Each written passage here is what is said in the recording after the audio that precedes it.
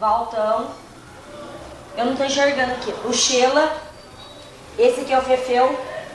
O Grite, Amadeu, Dirleizinho. Esse aqui é Vicente de Campos do Jordão, que era a reserva do goleiro. Tá? Diego, vira um pouquinho mais falando. Daí... Aqui era o Vaguinho, o Pelé, Toninho Taino, Carlinhos, Valmir, Ulisses, Nilson e Toninho Taino. O Carlinho aqui em cima. Presidente do clube. O presidente do clube, o massagista era o seu Osmar. Então é esse o time que foi campeão em 89. Em 89. A Revolução de 32 arrebanhou soldados paulistas para o front. O Quiririm se assustou com a possibilidade de ter seus filhos convocados para a frente de batalha. Felizmente, poucos foram. E o meu avô Pistilli, no tempo da Revolução, ele morreu, o coração dele não aguentou, porque ele tinha um filho homem, que era o mais velho, o tio Miguel, e 6 mulheres, seis meninas, moças, em casa. E o pessoal dizia que os cariocas vinham, ia fazer isso, fazer aquilo, e ele não suportou. Não suportou, ele morreu em 32. Os italianos e descendentes sempre foram um povo muito devoto. A fé em Nossa Senhora da Imaculada Conceição os fez erigir a matriz fundada em 1914 pelo primeiro bispo de Taubaté, Dom Epaminondas Nunes de Ávila e Silva. Santa Luzia também é amada e venerada pela maioria das famílias. A tradição de dar capim para o burrinho de Santa Luzia as acompanha desde a terra natal. A igrejinha, começar pelaquela igrejinha lá de Nossa Senhora Aparecida, um devoto, José Pires de Camargo, ele construiu a igreja e quem doou a igreja foi a bisavó do Fábio. Doou o terreno e ele construiu. Ele era devoto de Nossa Senhora Aparecida.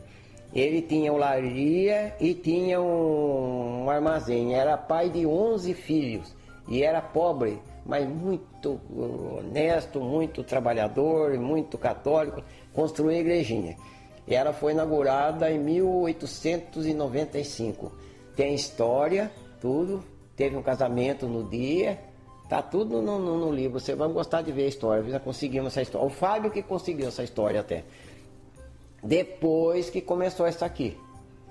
Essa aqui, ela foi... Começaram no dia de Santo Antônio. Olha, quem morava nessa parte aqui, queria a igreja com a frente para cá.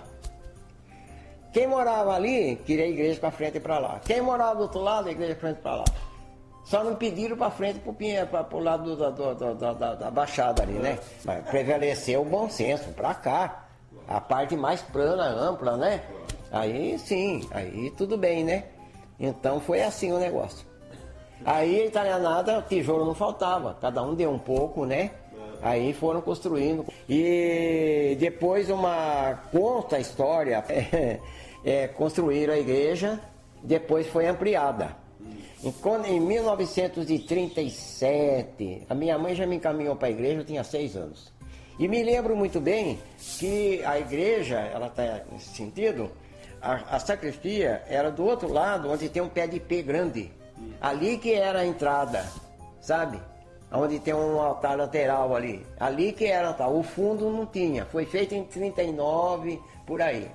E um amigo meu, Alair Corbano, falou para mim, você não lembra que quem me ajudou a cobrir o telhado da igreja foi as crianças de 3º e 4º ano do grupo. Sabe que jeito? Fizeram um andaime em forma de escada. Até em cima. Botaram um aluno em cada degrau. Passando a telha de um para um, assim até cobrir em cima. Conseguiram cobrir. Mas não tinha as torres da frente nem nada. Depois a gente deve isso daí para o falecido Antônio Naldi. Aquele lá foi um subprefeito aqui no Quiririm, que eu vou te contar. Foi subprefeito 3 vezes. E a padroeira era a senhora, Imaculada. Mas os italianos comemoravam muito Santo Antônio. Ah, tá. Era a festa mais que dava Santo Antônio, porque os italianos eram devotos de Santo Antônio, né? Certo. E a festa era bonita, dia de festa tinha quermesse, tinha tudo, tinha namorico passear em frente à igreja. Onde passeava com o namorado era na frente da igreja. Ah, falar também do padre, né? Do tinha padre. O padre antigamente tinha missa todo mundo. Era uma beleza o padre, tinha missa todos os domingos. Igreja, As músicas do fazia a catecismo. festa de Santo Antônio, pensa que essas festinhas aí dentro da casa, tinha aquele largo que era barraca de todo lado, com as barraquinhas, um vendia uma coisa, outro vendia outra. As ruas tudo enfeitadas, com bambu, com bananeira, com tanta... No nosso tempo, os pais, então, mandavam a gente cortar capim para dar para o cavalinho de Santa Luzia. E a gente punha sapato ou um prato para fora do quarto, e no dia de manhã estava cheio de chocolate, e aquilo para nós era novidade. Naquele tempo não tinha Papai Noel. No meu tempo de criança, né? Santa Luzia é a tradição do lugar lá, né? Depois florearam mais um negócio, que aquele preguiçoso, a criança que não corta o capim, ela deixa o esterco do cavalinho no lugar. Aí eu fiz isso muitas vezes. Ah, fazia. Essa noite eu não dormia. De 12 para 13 e de 24 para 25 eu não dormia. Ah, o que você quer para Santa Luzia? Então eu pedia, né? Era doce e tudo, né?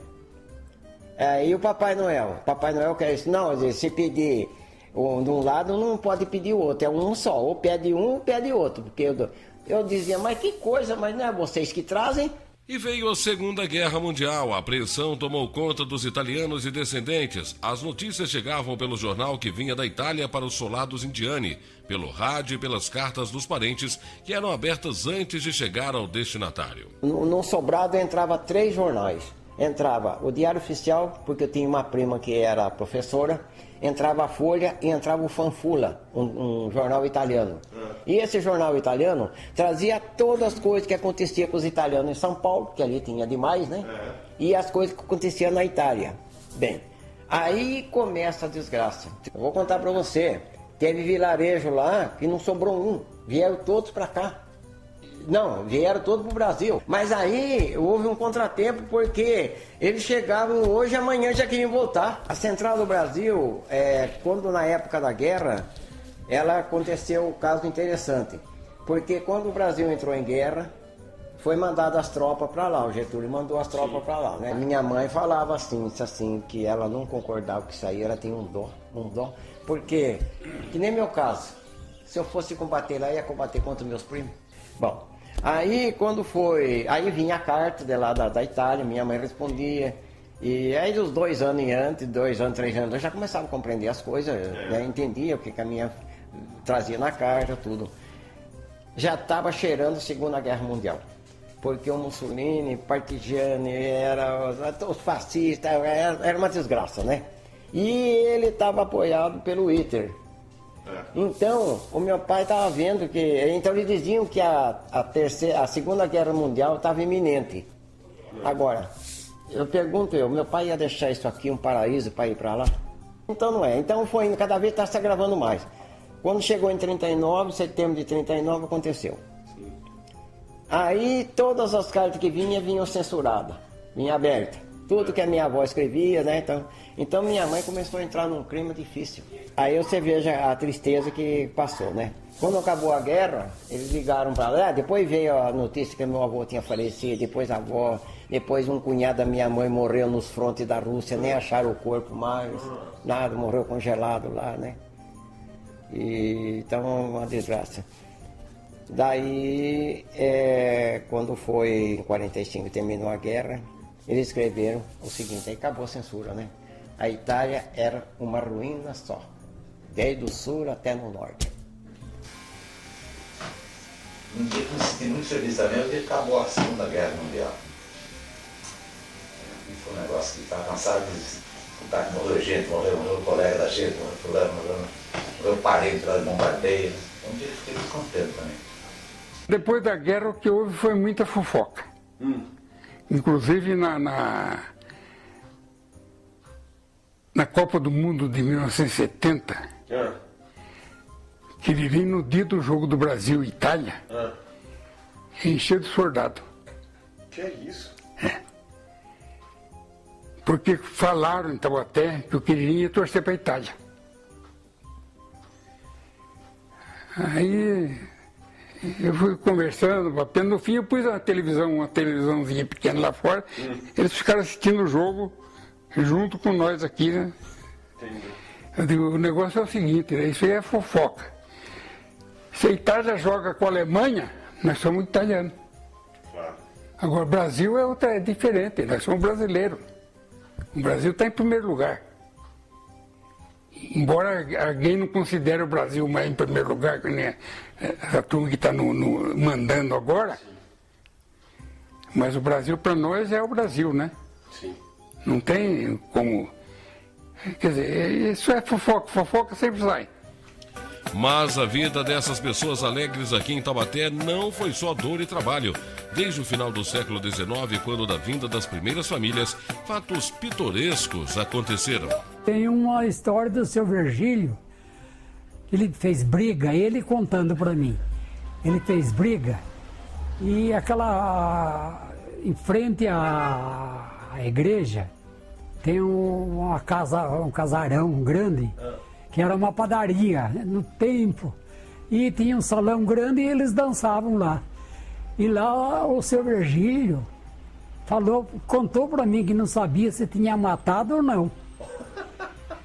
E a polícia pegou ele e levou, porque naquele tempo não tinha condução, levou ele de a pé até a cadeia de Taubaté, com 2 polícias, ele no meio.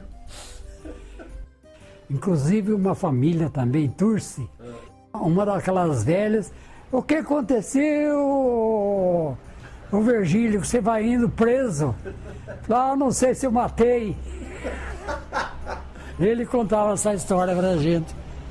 É as brigas de italiano com o brasileiro, né? A luz elétrica era uns postinhos de trilho, certo? Uma lâmpada muito sem vergonha. E escrevido roubada, era lá, a marca da lâmpada assim, roubada. Porque eu não sei, então, porque aí queimava a lâmpada da cozinha lá, tu se virar, arranjar um taquara, enganchar, tirar um da posta e pôr na cozinha. Né? Era um poste. E depois se comentava, dava uma risada entre eles, né? E era demais divertido. Aqui tinha uma estação de energia, sabe? Onde é o pátio da Rosana ali era uma estação de energia. Ali é, né? Então dava 6 horas da coisa, o rapaz acendia a luz. Ligava ali. Aí saía o filho com a bolsa cheia de lâmpada e a coisa para ver onde é que tinha lâmpada queimada para trocar. Sem a lâmpada, né? E 6 horas da manhã ele ligava. Naquele tempo você nascia em casa, né? Nasceu 3 em Taubaté e 3 aqui. Aí chegou naquela hora, saiu a peça d'água inteira na hora do parto, né? Daí a mulher era uma parteira, mas era excelente, né? Já dizia, seu negócio não é pra mim, é pra Taubaté, pra médico, era mesmo, né? E a criança nasceu, né? Disse assim, dona Eli, já nasceu, não precisa gritar mais, já nasceu?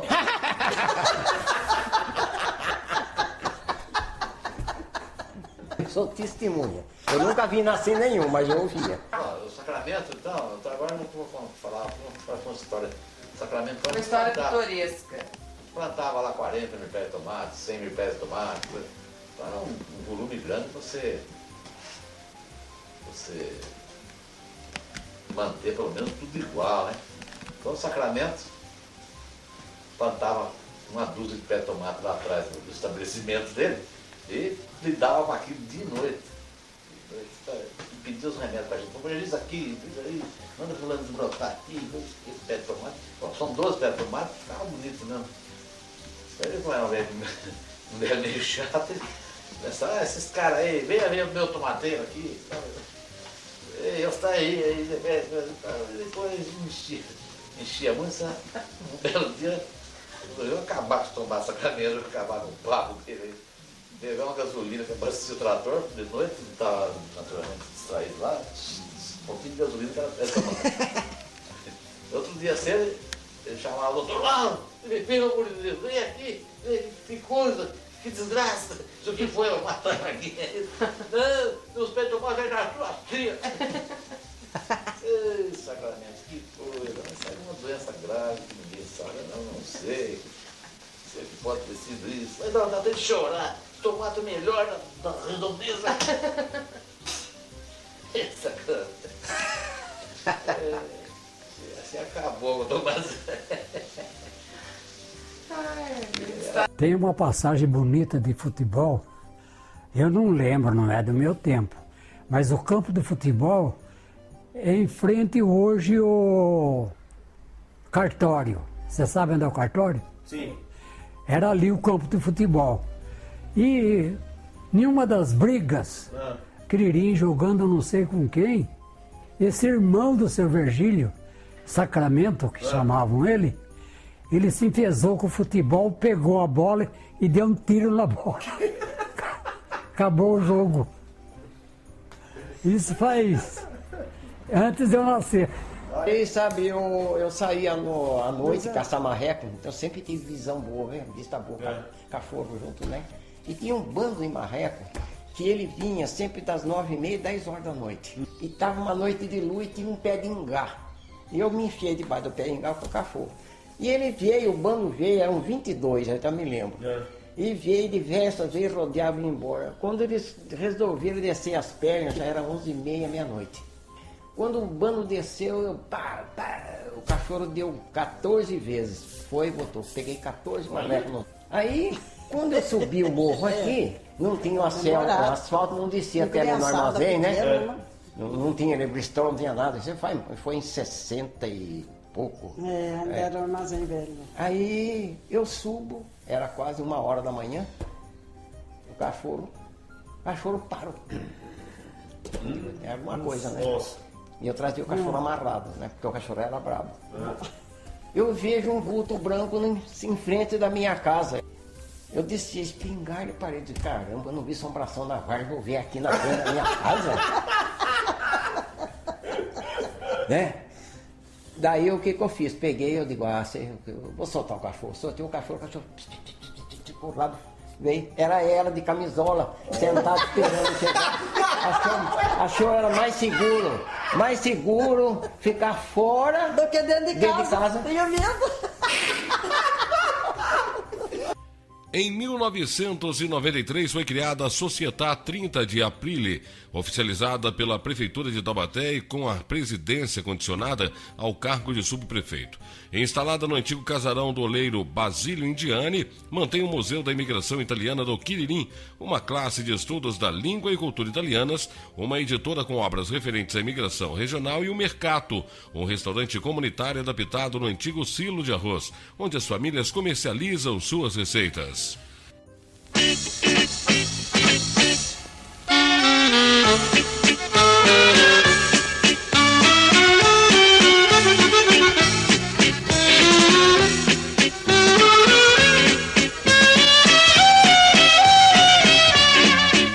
A Società tem por finalidade e objetivo a divulgação e preservação das raízes históricas e culturais italianas, trazidas pelos imigrantes que se instalaram na colônia agrícola de Quiririm, bem como atividades educativas, culturais, sociais e esportivas. Participam dela os descendentes de italianos e simpatizantes, residentes no distrito de Quiririm, região do Litoral Norte e Vale do Paraíba, podendo futuramente estabelecer subséries.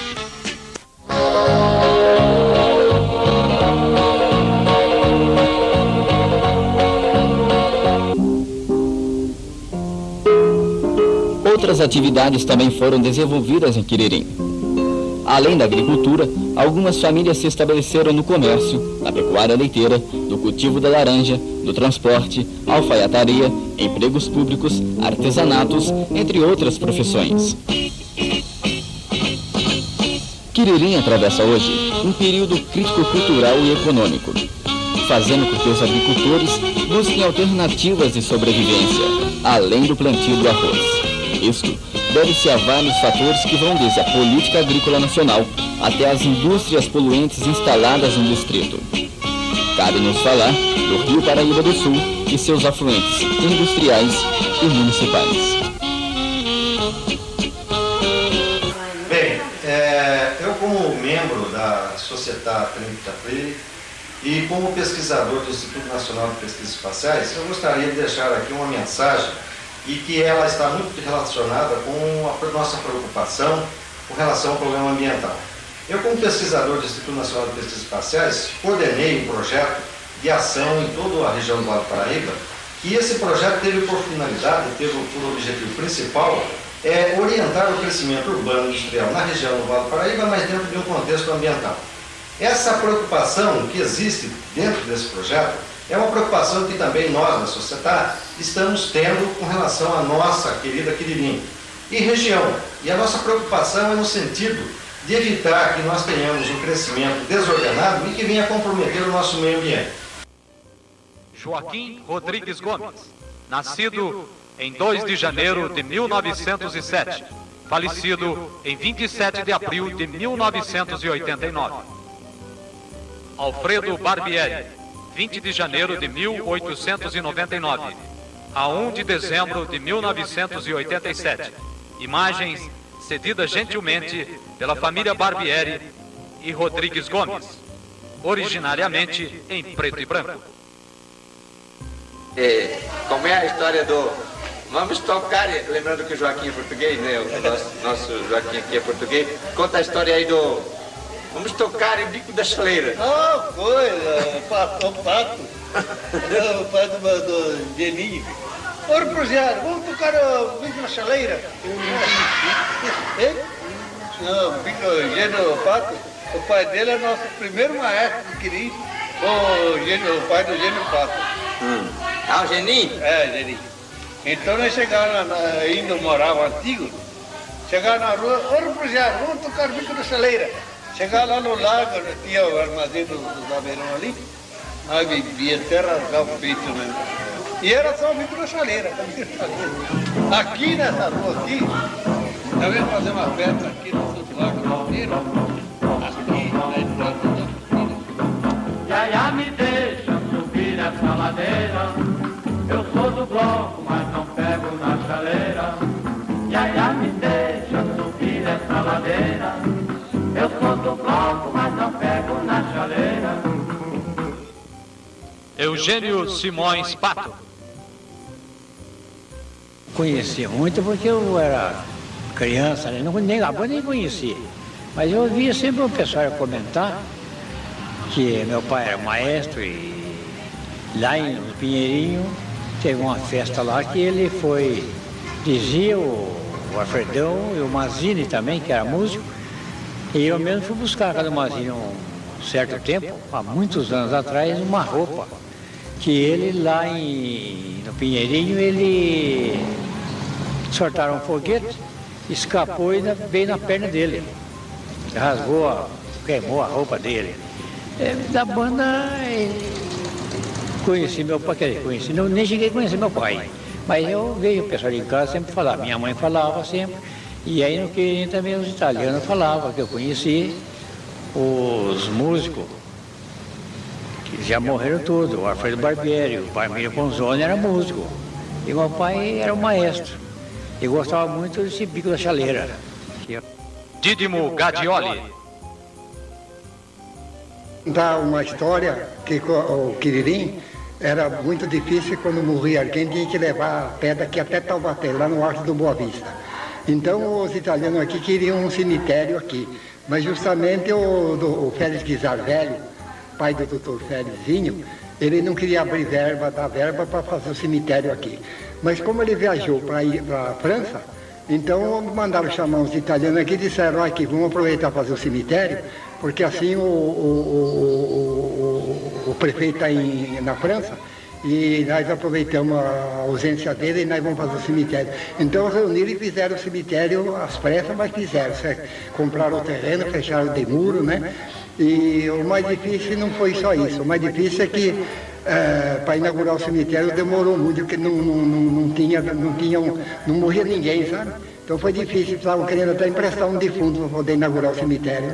Mas logo aí morreu um pescador por nome de Vieirinha, nós conhecia ele por nome de Vieira, né? Ele foi o primeiro que entrou no cemitério, que isso eu vi até a sepultura dele, né?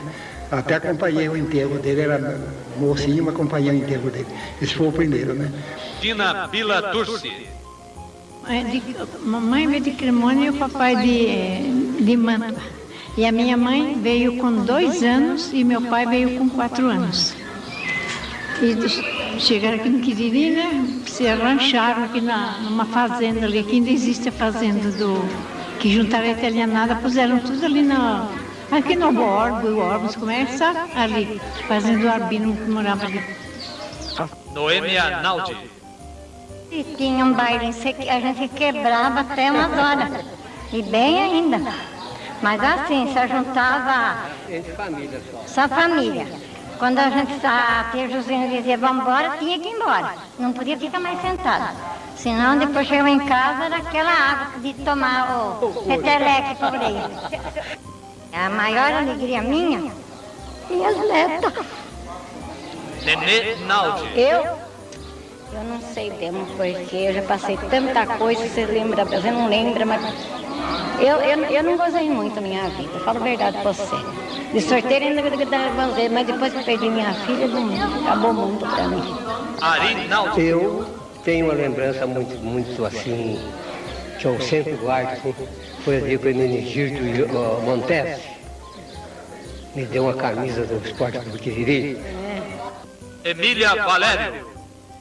Eu aproveitei bem a minha vida, agora que a minha vida está triste, mas eu aproveitei bem, dancei bastante, filmei com Mazzaropi, trabalhava em teatro, era artista, eu fiz muita coisa. Ida Valério. Lembro daqueles bailes de passagem do ano, no tempo da xixolada, que a gente se misturava muito, dançava muito. Esse tempo eu gravei muito, gostei demais desse tempo, que não esqueço. Foi os bailes de fim de ano. Adélia Indiani. Alegria. E não sei, tantas alegrias dos netos e toda a família, né? Quando eu recebia carta de lá, quando eu estava lá, recebia carta daqui, né? É uma espécie de saudade sem fim. Depois que criou o Quiririm, o médico designado pelo governo do estado para tomar conta da saúde dos italianos foi o Dr. José Felipe Cursino de Moura, que era primo irmão desse que participou da Sociedade de Imigração de Taubaté. Então, graças a Deus, minha família se reuniu, o lado brasileiro que trouxe os italianos para o núcleo de Quiririm, e eu sou a 4ª geração dos descendentes dos italianos e da família Guarneri. Jandira Pistilli Leite, a idealizadora da bandeira de Quiririm. Quando eu fui... Antônio Pelógia. A alegria minha pode ser a minha idade, né? O futebol? Futebol e minha idade que eu estou com ela, né?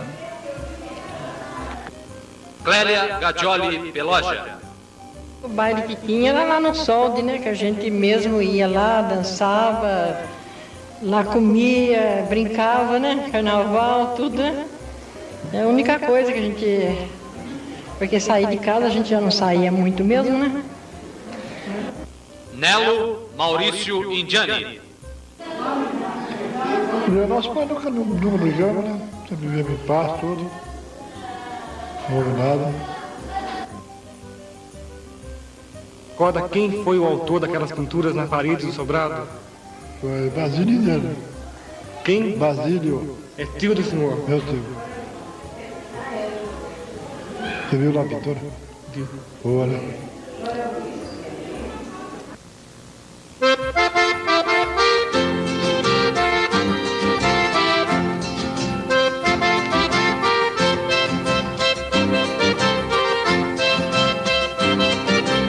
O amor a essa terra Brasília não cabe no peito, tanto que em respeito e agradecimento a esse solo sagrado foi feita por uma descendente a bandeira que hoje é o pavilhão oficial do que se tornou pela Lei Estadual número 2087, de 19 de dezembro de 1925, o distrito de Quiririm. Jandira Pistilli Leite, a idealizadora da bandeira de Quiririm. Quando eu fui solicitada a fazer a bandeira de Quiririm, eu fiz com um imenso prazer, pensando no Quiririm, né, que é meu presépio encantado aqui. Então eu idealizei assim, o fundo italiano, né? E os italianos que vieram construir o Quiririm, então eu pus verde e branco na bandeira do seu Emília Madeira Berings de Taubaté, que colocou uma estrela com o distrito do Quiririm, né? De Taubaté, o distrito de Quiririm na bandeira de Taubaté. Então eu pus a estrela em cima das cores italianas, a estrela branca, e depois fiz o escudo, né? Pensando no Império em cima. Depois vem o cruzeiro, as estrelas, né? O sol, o nosso sol. Depois vem a mantiqueira, vem o Paraíba e as nossas lavouras, né? Que até hoje é batata, arroz e feijão. Mangia che te fa bene, diz um bordão popular entre os italianos. As famosas pastas regadas a muito molho de tomate, queijo e vinho, as polentas, os pães caseiros fazem parte dessa deliciosa cultura.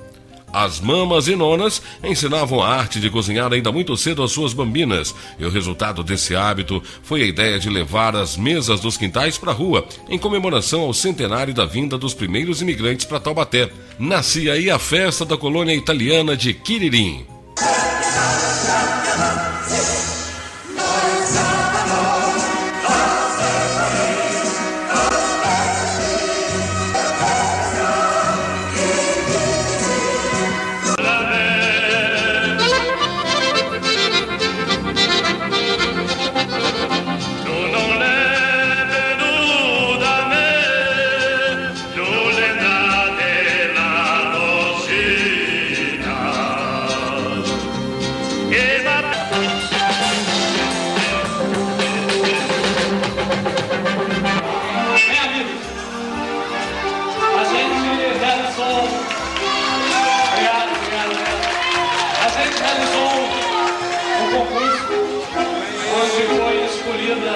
A rainha da colonização italiana.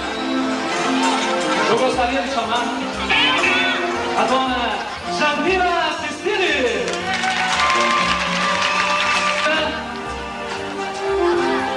A dona Lina. Vamos chamar a segunda princesa, Carola. Olha lá, Carola. A beleza, uma italianinha. Agora a dona Lina vai coroar a Carola.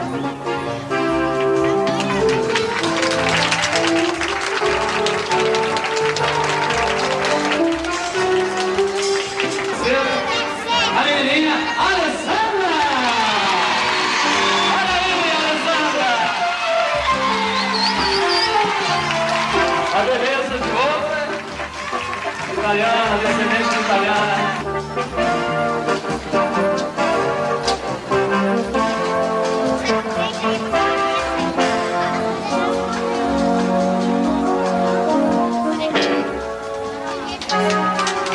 Agora a gente chega então até a rainha. A rainha que vai vir para ser coroada. A nossa amiguinha, essa italianinha, Camila!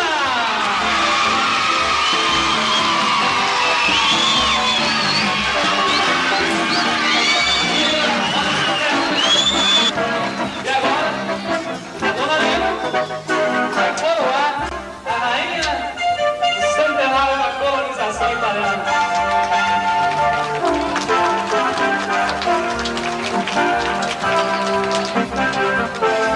Hoje mostrei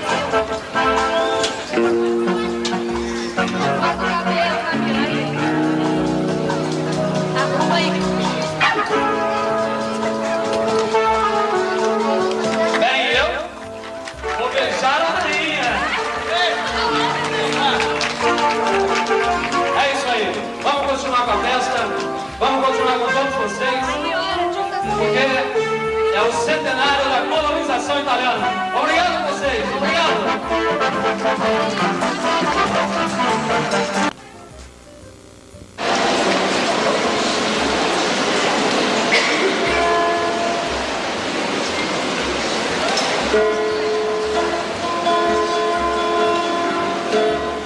Hoje aqui está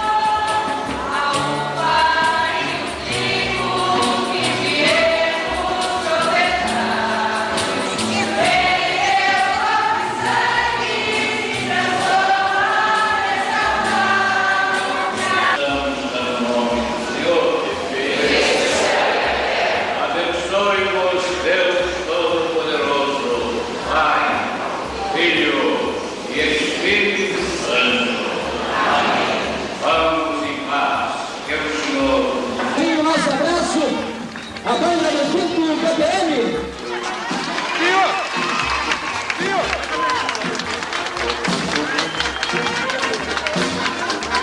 Logo após a banda do 5 BPM, a nossa devoção, o nosso carinho, a nossa amizade, a Santa Lucia, carinhosamente padroeira dos italianos.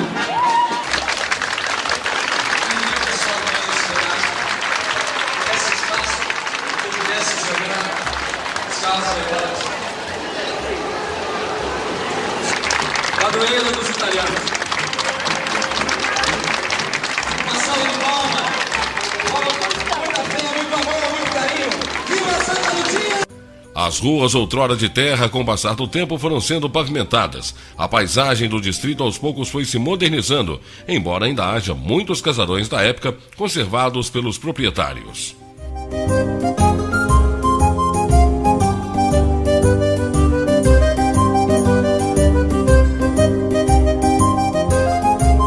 É uma batedeira de arroz. Mais ou menos. Antiga, muito antiga, né? De que década, mais ou menos? Difícil, né? Não é do meu tempo, onde eu não peguei o tempo. Ah, é mais antiga que o senhor, né? Isso aqui, pai, o que é isso aqui? Isso aqui é um arado puxado a boi. Esse aqui era uma arrancadeira de batata. Arrancadeira de batata? E aquela ali? Lá na máquina líder, eram os pastoréis que fabricavam. Pastoréis? É. Brasileiros? Italianos brasileiros? De bater arroz. E aqui? Aquela pequenininha ali? É abanador. Também da mesma época. Abanador de arroz? De arroz. Isso aqui é uma... Eles chamavam de ciscadeira. Depois de engrossar na toca, ela juntava com as vieiras para enfardar. Tudo antigo. Isso aqui é batedeira. Batedeira lá embaixo. Mas era puxado com boi? Puxado com burro, cavalo. Tudo é de madeira. Assim, para plantar também. Isso é super antigo. Muito antigo, né? Muito. Olha, esse aqui é terra comerciais importadores. Esse aqui é queijo. Não tinha partida, não tinha partida, tem que virar aqui pra... Ah, que legal, olha. Pegar. É que eu... Tem que virar uma manivela para ele funcionar. Depois de arrumar a terra para plantar, para nascer o mato, passava isso aqui para apertar a terra, para o mato. Isso aqui, o que é essa peça enorme? Isso aí, acho que é uma solução enorme, eu não sei de qual era, não. Mas quem que sentava? Como que você sentava? Em uma boleia, aqui era puxado a boi. E o trabalhava sentava ali em cima. Porque ele tinha que puxar esse breque para erguer, para virar, aí erguia isso aqui. Tem que ter uma força enorme também, isso aqui de pé para puxar. Mas com isso, hoje não dá mais, tem coisas mais modernas. Tinha semente aqui. Essa nem existia adubadeira ainda, era só semente não. E aí ia soltando, o boi ia puxando. O boi ia, e uma pessoa atrás e uma na frente puxando o boi. Ruda, graúda, tudo misturado, aí passava aí e selecionava. Aí ia um tamanho e outro. Nessa época era tudo importado, né? Tá do outro lado. Até pegar, né? Um bom equipamento é a pá de cavalo. Essa aqui é colheitadeira? Essa é colheitadeira. Então o que era isso aqui? Isso aqui era para tirar arroz no terreiro. No tempo que não tinha colheitadeira, e o arroz era ensacado na hora que batia. Aí quando ele levava no terreiro, aí punha aqui. Tirar arroz para pôr no sol.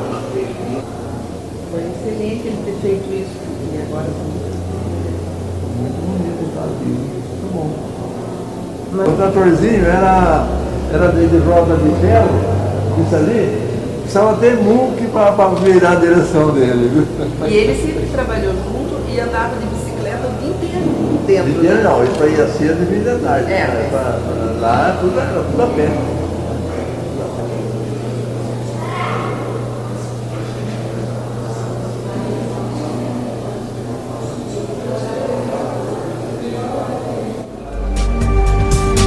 Eu acho que eventos como esse, eles servem justamente para isso, para a gente trazer essas culturas para as pessoas conhecerem, quem não tem acesso, porque é uma riqueza imensa. Então acho que quando a gente promove isso e traz para a população ver, o interesse e a admiração por todas elas vai só crescer.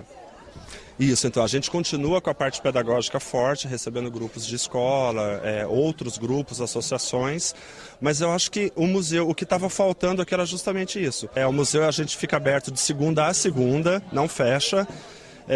Temos as programações que podem ser acompanhadas pelo Facebook da Associação do Círculo Italiano, só colocar lá Círculo Italiano de Taubaté, ele é atualizado diariamente e todos os eventos, ações, está tudo programado lá, a gente disponibiliza todos os dias. Museu não é essa coisa parada, não é essa coisa chata, obviamente que ele tem o papel de salvaguarda de patrimônio, de memória, mas ele pode ter essas atividades ativas e trazer a população para dentro do espaço. Suzete, que é casada com o Carlos Alvarenga, ela chegou na reunião, jogou um jornal no meu colo e falou: olha, saiu uma notinha no estado de São Paulo, se vire. E eu peguei a notinha era assim: a colônia de Quiririm comemora 100 anos de imigração no próximo ano, 6 de janeiro, que é dia de Reis até. E eu fiquei, poxa, precisamos fazer alguma coisa. O Rubinho Fernandes, que estava do meu lado, ele falou: se você quiser fazer, eu te ajudo. Então eu tinha muita confiança, tenho muita confiança no Rubinho, porque o Rubinho tem um tino que é tudo que eu não tenho, que é um tino comercial, é um tino dessa parte da infraestrutura de uma festa. E eu falei: Rubinho, tamo junto. Daí eu acabei conversando com o primo do meu pai, o Delmo Montesi, o genro dele, que também é primo, Geraldo Valério, e o Marcelo Pistilli, que é nosso primo também. E o Delmo, quando a pessoa assinava o livro de ouro, que a gente ia se despedir, ele falava assim: olha, muito obrigado e esperamos vocês, e vai ter um desfile maravilhoso na festa. Ele tinha vindo do sul, de uma festa da uva, acho, do sul, e ele estava com aquele desfile na cabeça que eu não sabia nem o que era. E eu escutei ele falar isso umas 2, 3 vezes, até eu falei: Delmo, que desfile é esse? Ele fala: não sei, nós temos trator, temos carreta, vocês enfeitam e se vira, e vai ter o desfile. Então, na verdade, até eu insisto que o desfile chame Desfile da Imigração Italiana Delmo Montesi. É uma festa que, graças a Deus, ela nasceu pronta, né? Eu não sei se foi a bênção de Nossa Senhora Imaculada Conceição, Santa Lucia, Santo Antônio, que são as nossas tradições italianas, e sendo nós vamos vir com o desfile falando justamente disso, das tradições que os imigrantes trouxeram para Quiririm e para o Brasil. Então eu não sei, eu acho que é uma bênção, eu sou abençoado por estar na equipe que fez essa festa. Nós éramos uma equipe que éramos unidos, seria o Quiririm inteiro se mobilizando. É uma coisa muito bonita, é uma coisa muito emocionante ver isso, que não tem quem ficou de fora, né? Foi o Quiririm que fez essa festa dar certo. Esse é um resumo da história desses heróis da resistência que sobreviveram a duras penas deixando a terra natal. Muitos com o sonho de voltar, outros com o sonho de aqui poder ficar e fazer a América, mas todos com um único intuito: viver feliz.